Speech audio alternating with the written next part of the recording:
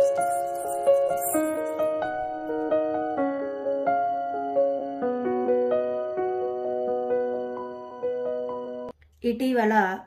World hydrogen summit and exhibition 2024 ఎక్కడ జరిగింది? Rotterdam, Netherland. ఇటీవల ఆసియా ట్రాంపోలిన్ జిమ్నాస్టిక్స్ ఛాంపియన్షిప్లో రజత పతకాన్ని ఎవరు గెలుచుకున్నారు? సృష్టి కండగలే. యునైటెడ్ నేషన్స్ ఇటీవల ఏ రోజున ప్రపంచ ఫుట్బాల్ దినోత్సవంగా ప్రకటించింది? మే 25. ఇటీవల memory of the world committee for Asia and Pacific 10వ సమావేశం ఎక్కడ జరిగింది? Woollen barter, Mongolia. ఏటా కేన్స్ ఫిల్మ్ ఫెస్టివల్ ఎక్కడ జరిగింది? కేన్స్. 1924 వేసవి ఒలింపిక్ క్రీడలు ఏ నగరంలో జరిగాయి?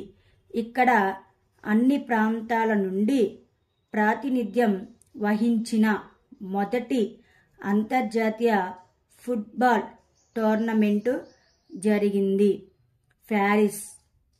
ఏ సంస్థ ప్రపంచ ఆసియా పసిఫిక్ ప్రాంతీయ రిజిస్టర్లో రామ చరితమానస్, పంచతంత్ర మరియు సహృదయ లోకాలను కలిగి ఉంది?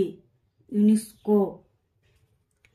ఛత్తీస్గఢ్లోని ఏ నగరంలో మొదటి 15 మెగావాట్ల ఫ్లోటింగ్ సోలార్ ప్లాంట్ స్థాపించబడింది?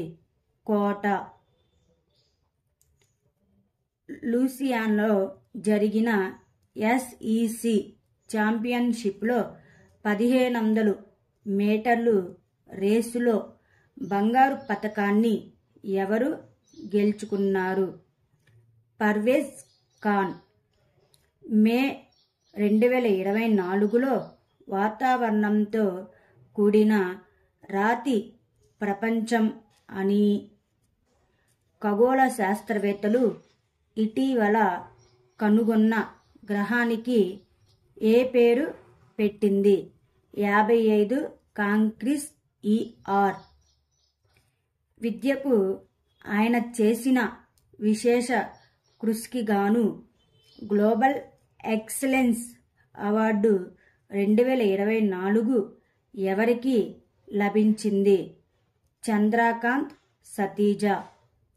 ఏ భారతీయ కంపెనీ ఫ్రాన్స్లో మొట్టమొదటి మానవ కేంద్రీకృత ఆర్టిఫిషియల్ ఇంటెలిజెన్స్ సెంటర్ ఫర్ ఎక్సలెన్స్ను ఏర్పాటు చేయాలని యోచిస్తుంది?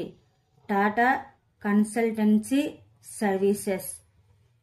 ఇటీవల మే 2024 మౌంట్ ఇబు అగ్నిపర్వతంలో విస్ఫోటనం జరిగింది. దీని కారణంగా ఏ దేశంలో ఆకాశంలో ఎగిరే బూడిద కారణంగా నల్లటి మేఘాలు ఏర్పడ్డాయి? ఇండోనేషియా దేశంలో.